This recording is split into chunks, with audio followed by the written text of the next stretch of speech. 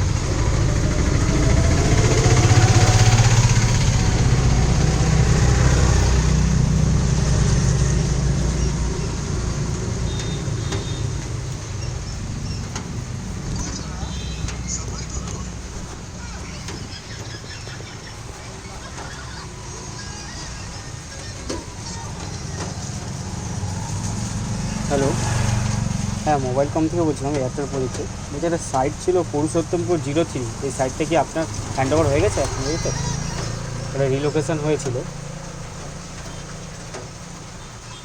03। আপনার কাছে আসেনি না?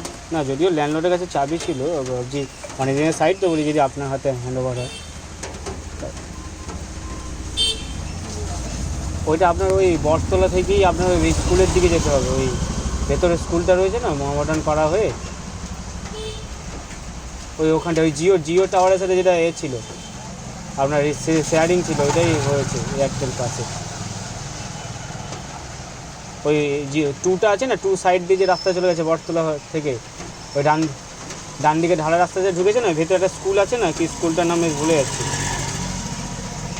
না না না, রঘুনাথ বাড়ি স্কুল না, আপনার হচ্ছে ওই আপনার টাওয়ারটা দিয়ে ডান দিকে যেতে হবে, মানে ওই পুরুষোত্তমপুর টুটা যে রয়েছে, ওই বটতলা যে স্টপেজটা, ওখান দিয়ে যে ডান দিকে যে রাস্তাটা ভেতরে ঢালা রাস্তা চওড়া রাস্তা ঢুকে যাচ্ছে না, মোহামেডান পাড়া রয়েছে ভেতরে, ওই পাড়ার ভেতরটা, মানে ওখানটা স্কুলকে কালী মন্দির একটা আছে, শ্মশান কালী, ওখানে অ্যাকচুয়ালি জিও টাওয়ার ছিল, জিওর সাথে শেয়ারিং ছিল যদিও। খুব সম্ভবত আপনার তো এয়ারটেলের তো মানে ইন্ডাস্ট্রি থাকে না, আপনাদেরই হ্যান্ড ওভার হবে আপনার হাতেই, কারণ টুটা যেহেতু আপনারও মনে হচ্ছে মেবি, এই জন্য আপনাকে কল করলাম। হ্যাঁ জিবিটি 40 মিটার হয়েছে। ঠিক আছে।